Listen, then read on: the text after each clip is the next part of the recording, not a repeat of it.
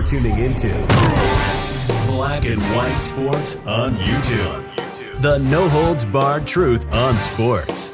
The main event starts now. What's up, Black and White sports fans? John Matrix here, and I'm back with another video. Make sure you guys hit that subscribe button. Also, check out the join button for channel memberships and check out the merch votes. I'm rocking the Black and White Sports official hoodie. Let's get into this, folks. Let's talk about LeBron James, mainly about his time with the Miami Heat. Now, we know that he played for the Miami Heat from 2010 to 2014, and then he returned to Cleveland. He won a championship there. He won two championships in Miami with D. Wade and Chris Bosh. Now, Chris Bosh appeared on a podcast called All the Smoke Podcast, and he talked about the way that LeBron James left Miami. And folks, he was not happy with the way LeBron James left. Now, if you remember back to the way LeBron James left Cleveland, you know, he got a lot of flack for that. But Chris Bosh let his feelings out there about how he actually felt about the way LeBron James left. I don't think that he necessarily had a real problem necessarily with LeBron James leaving. I think it was the way that LeBron James left Miami. Okay, so this is the way he actually found out. He actually found out through a text message from LeBron. So LeBron wasn't even man enough to actually tell him, "Hey man, I'm moving on. I'm going back to Cleveland. Goodbye, good luck," and everything like that. No, LeBron James left a text message. That's not really being a man.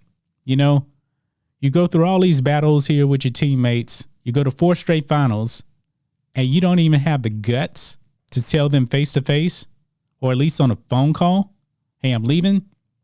You found out through a text message. I mean, did he feel like his teammates weren't going to be approving of him leaving? You know, and he didn't want to face the backlash because I guess he saw what happened when he left from Cleveland. I really don't know. But this is what Chris Bosh had to say. He said, quote, "I thought he was BSing, and then about 10 minutes later, it's everywhere. I understand it. I get it. And at the time, I didn't understand it. At the time, in my mind, I was ready to put the team back together because we had just lost. Remember, they had lost to San Antonio 4-1 in the finals, and he wanted to run it back. But he continues on here. So he says, so we wanted to put something back together so we could win, and it really didn't go like that. I took offense to it, to be honest with you at first. I was only thinking of how I felt about it. Me and Bron talked about it, but I'm a competitor. And to be honest with you, shit, when you look back to the locker room and LeBron ain't in that chair, and then everybody's looking at you for 25 points and looking at D Wade for that 25, damn, man. So I kind of figured after the Heat lost to the Spurs, I kind of figured that LeBron was going to leave. I mean, if you remember back to that finals, man, D Wade looked like he was shot, looked like he was done. D Wade was pathetic in that finals, man. His knees were just gone. And I truly believe that LeBron really wasn't going to stick around for that, you know.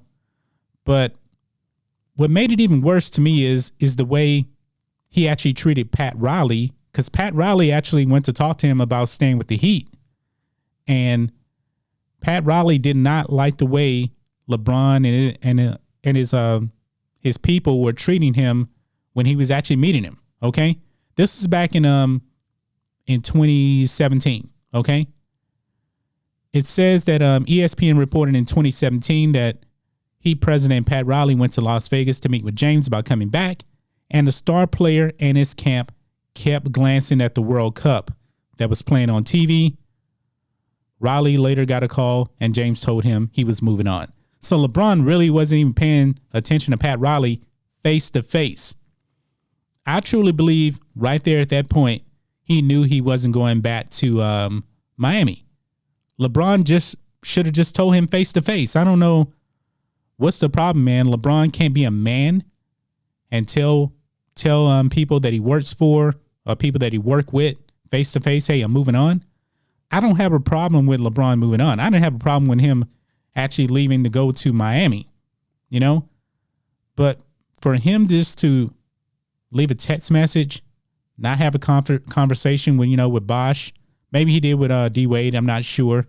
But I think that everybody pretty much got a text message. And then Pat Riley goes to meet you face to face and you just kind of ignore him, not paying attention. And then later on, then you just, say, hey, I'm leaving now. I think that's pretty unprofessional if you ask me. Maybe LeBron has grown a little bit. I don't have any idea, He did do a better job of actually leaving Cleveland this time around because we know how Dan Gilbert felt about LeBron James leaving the first time, man. He wrote a letter just trashing him to death. And I don't think that LeBron ever recovered his relationship with Dan Gilbert. I really don't think so. I don't think they ever spoke much when he was actually in Cleveland the second time around. I really don't. But you kind of get to see the kind of person that LeBron James is, He's not a stand-up guy. He's not very professional. Now, hopefully over the last few years or so, maybe he's gotten more professional, But LeBron is always going to look out for number one. I get that. This is a business, you fulfilled your contract. But if you're going to leave, man, I do think you should actually be a man. Stand face to face, with D Wade, Bosh, Pat Riley, and say, hey, man, I fulfilled my contract. I'm going to move on. I guess Pat Riley, maybe when Pat Riley left LeBron and his people, he already knew that LeBron was not going to come back. I truly do think that was the case right there. But that's just my thoughts on this. What do you guys think of this? Chris Bosh, not happy whatsoever with LeBron James leaving Miami, man. I mean, a text message, LeBron clearly the best player on the team, the MVP. He won 2 MVPs, 2 finals MVPs. And then you just leave your teammates out to dry. Just hang them out to dry. You like that. Like I said, I don't have a problem with him actually leaving. But, man, be a man. Stand up, man. Have some balls. And call these people or meet them face to face and tell them, hey, man, I'm moving on. But a text message, being a coward. Anyway, guys, let us know what you think about all this in the comments. Make sure you subscribe to Black and White Sports, and we'll catch you next time.